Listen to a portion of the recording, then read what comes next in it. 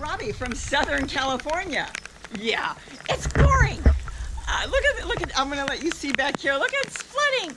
You know what, today I want to talk about totes. My totes are doing fantastic. You can use any container you've got, by the way, if you want to grow in containers. Flower pots, buckets, old wash basins, sinks, dishwashers Gary grows in. But I've been buying the totes from Walmart. And you know, I've had a question that comes up a lot about holes. And I thought today with the rain would be the perfect time to do something on holes. Because it is raining, and as you can see behind me, I'm hoping, trying to hold you still, it's flooded. The people that ask me all the time, and I get a lot of questions, is do you put holes in your totes? I put holes in everything. You need drainage. Without drainage and composting in place, you're going to end up with muck. It's just going to be slush. You're not trying to make sludge or slush. You want the critters to get in there, whether it's worms or microbes or whatever. You want them in there, and they are not ocean-loving animals or creatures. They need oxygen. And so, yes, you need holes. Now, where you put the holes, that's a different story. But everything needs drainage. As you can see, with all the rain going on. Oh, it's flooding here, and I want to uncover my lettuce. With all the rain going on, if this is a good example. See all the water here from the lid? That would be inside, and that would flood your plants. You would end up with plants that are dead. They wouldn't be able to live. You don't have plants for ponds, it's not going to live. You have to have drainage. Oh, it's really coming down now. Okay, so drainage is important. Let's get that out of the way right now. If you live in an area that is very dry and you don't get a lot of rain, then this is really dumb, isn't it? If you live in an area that doesn't get a lot of rain and you do have a lot of hot weather, like in the summer, you can put the holes a little bit up. You can leave a little bit of water on the bottom of your containers or on your totes, whatever you're growing in. That's perfectly fine, because the critters that are in there, your microbes, your earthworms, whatever's in there that it's eating up all your compost and eating up the matter and living in there and being a great benefit to your plants, they can move up. They can get out of the water. So as long as there is a small amount of water, which will wick up, especially on hot days, that's perfectly fine. So these totes here all have holes. They all have holes. Everything you see behind me, everything's got holes. Okay, now, the holes on mine are generally a little bit up for multiple reasons. Not just because it has to have holes, but the reason why I put the holes up is back there. Let's see if I'll turn you around very slowly. I don't want to get you dizzy. We have pepper trees, and we do have some pine trees around here too. And they will find containers that have holes on the bottom here, so they will send their roots up into the holes. They'll swell up on the bottom holes, and then they'll block the water in. So I'll end up with a tote full of water. That's happened to me. So in the areas that I know that are getting a lot of roots from the trees that are around, I try to keep the holes up. So the holes are where you want to put them. By being up, the roots can't go up into the air and then turn and go into a hole. It doesn't work that way. So this way, I've got the tote set up, but the roots can't get in there, and there's a little bit of water for the summer. And even if it's a little bit of water for the winter, it isn't going to hurt because it's still draining. That's the most important thing. So it will depend on where you put the holes and why you put the holes. But everything needs drainage. So all of you that come in and ask me, do you put holes? Everything, as far as your vegetable plants, even your flowers, they need drainage. So yes, there's always holes. The holes will depend on where you want to put them. Here's a good example. I have not set this up yet. Look at this. This is just from this morning. I'm hoping you can see it. It is full of water. This is just from a couple hours of rain we've had. So what would happen with this container if it was set up and there were no holes is it would turn into a lake. It would turn into a pond. And if I had plants in there, they wouldn't like it. They wouldn't be happy. And I would end up losing them because I'd lose my earthworms.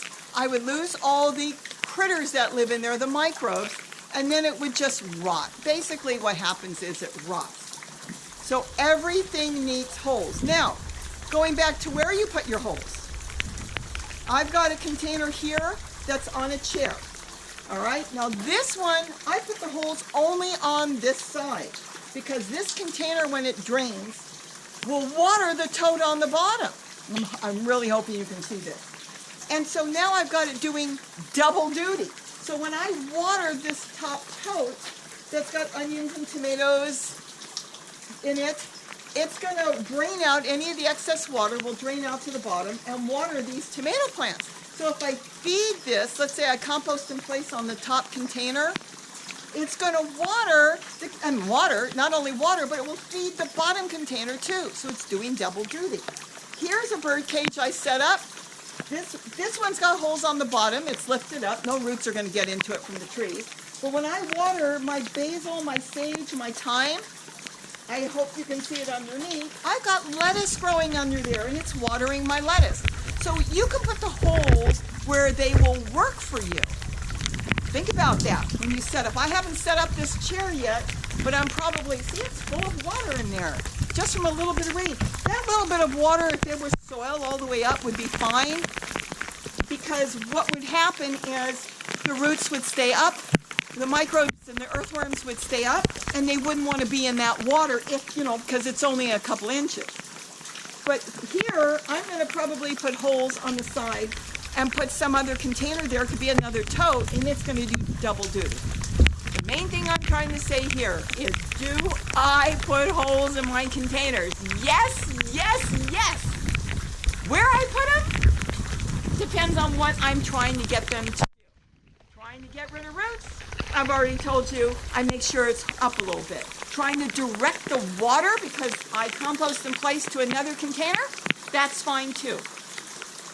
Even the containers that I put on the top, I make these compost containers, everything's got holes. Remember, you don't want it to flood out. You don't want to be waterlogged because you will end up losing your plant. It doesn't work. So yes, holes are important.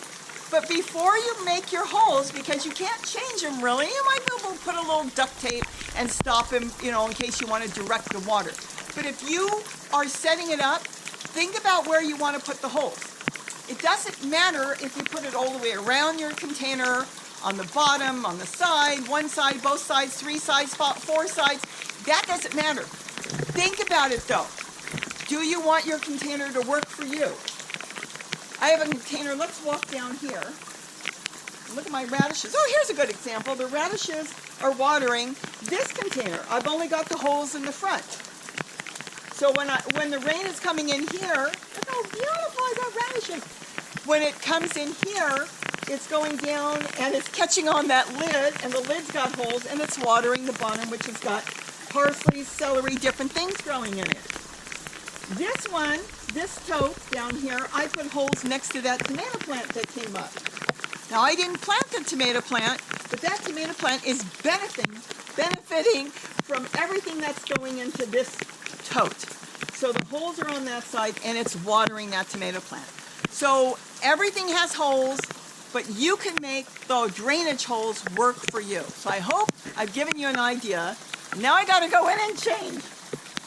Look at this. This is why it's so hard for us to grow, is because we flood here, we have clay soil, and so everything just puddles. And this is why I decided up here on the driveway to go into totes.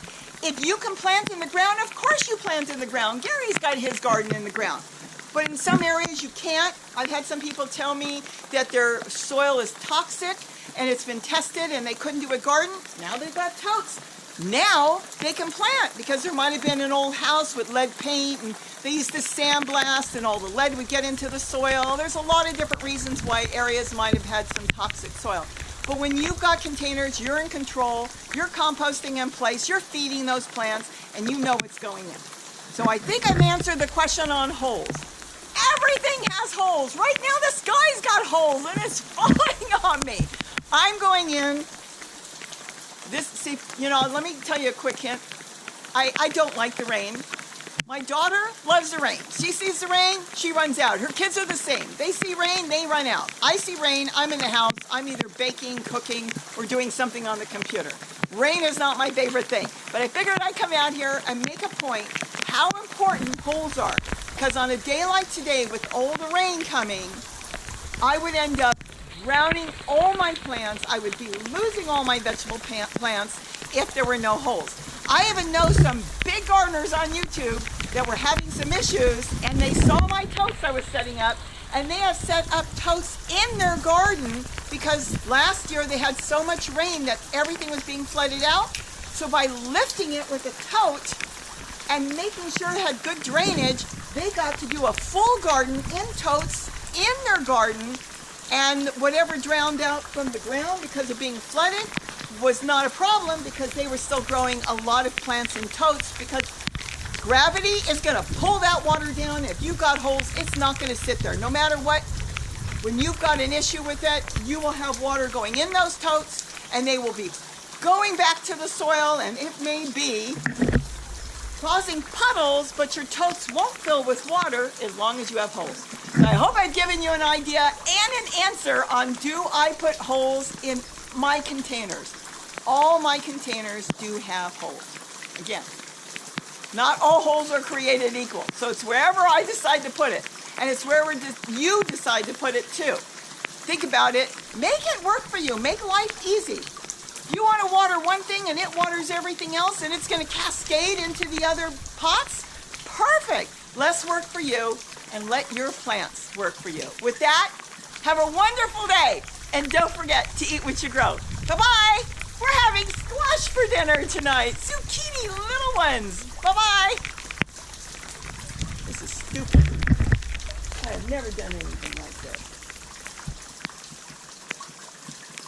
That's not as bad as I thought, really. Like my granddaughter always says, Grandma, it's just water. Even Molly, our Yorkie, she sees the rain. It's so funny. She runs out in the rain. She sees rain and she's out the door.